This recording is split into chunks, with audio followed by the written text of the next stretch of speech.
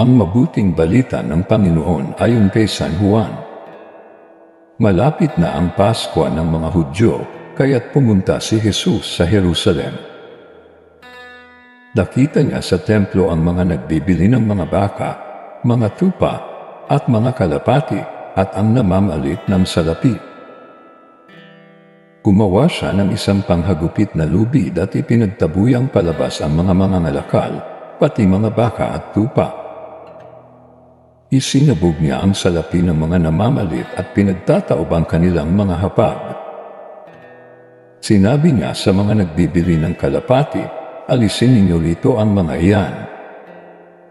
Huwag ninyong gawing palengke ang bahay ng aking ama. Naalaala ng kanyang mga alagad na sinasabi sa kasulatan, ang aking malasakit sa iyong bahay ay parang apoy na nag-aalab sa puso ko. Dahil dito ay tinanong siya ng mga Hudyo, anong tanda ang maibibigay mo upang patunay ang may karapatan kang gawin ito? Pumugon si Jesus, ibain ninyo ang templong ito at muli kong itatayo sa loob ng 3 araw. Sinabi ng mga Hudyo, 46 na taon na ginawa ang templong ito at itatayo mo sa loob lamang ng 3 araw. Ngunit ang templong tinutukoy ni Jesus ay ang kanyang katawan. Kaya't nang siya'y muling mabuhay, naalaala ng kanyang mga alagad na sinabi niya ito at naniwala sila sa kasulatan at sa mga sinabi ni Jesus. Ang mabuting balita ng Panginoon. Pinupuri ka namin, Panginoong Jesucristo. Unang pagbasa. Pagbasa mula sa aklat ni Propeta Ezekiel. Noong mga araw na iyon, bumalik kami ng anghel sa pintuan ng templo. Sa ilalim nito'y may agos ng tubig papunta sa silangan. Ang templo'y paharap sa silangan. Ito'y nagmumula sa gawing timog na bahagi ng templo sa gawing timog ng altar. Lumabas kami sa pintuan sa gawing hilaga at iniligid niya ako papalabas sa pintuan sa gawing silangan. Doon ay may mahinang agos ng tubig mula sa gawing timog ng hagdanan. Sinabi niya sa akin, ang tubig na ito ay papunta sa dakong silangan hanggang dagat na patay. Pag-abot nito sa dagat na patay, malilinas ang tubig nito. Lahat ng lugar na maagusan nito ay magkakaroon ng lahat ng uri ng hayop at isda. Pagdating ng agos nito sa dagat na patay, magiging tabang ang tubig ng dagat. Lahat ng lugar na abutin nito ay magkakaroon ng buhay.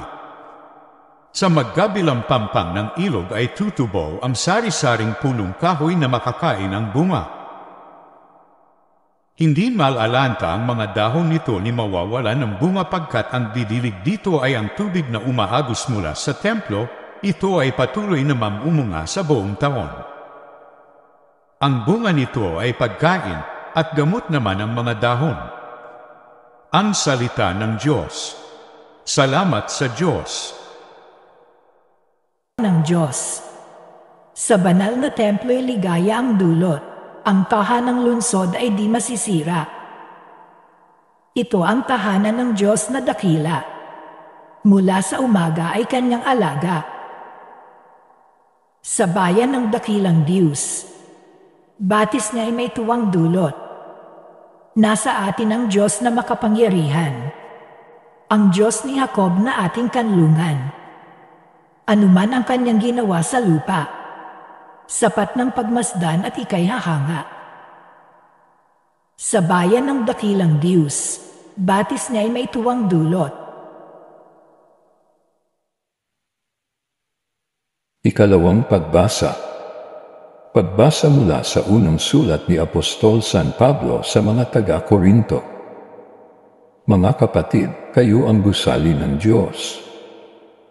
Ayon sa kaloob ng Diyos sa akin, ako ang naglagay ng pundasyon bilang mahusay na tagapagtayo.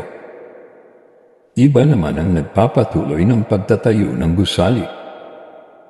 Ngunit maging maingat ang bawat nagtatayo, sapagkat wala ng ibang pundasyon na maaaring ilagay liban sa nailagay na si Jesucristo. Hindi ba ninyo alam na kayo ay templo ng Diyos at naninirahan sa inyo ang kanyang Espiritu? Parurusahan ng Diyos ang magwasak ng templo niya, sapagkat banal ang templo ng Diyos at kayo ang templong iyan. Ang salita ng Diyos. Salamat sa Diyos. Aleluya! Aleluya! Aking bahay na pinili ay pagpapalaing lagi, ng ngalan ko'y manatili. Aleluya! Aleluya!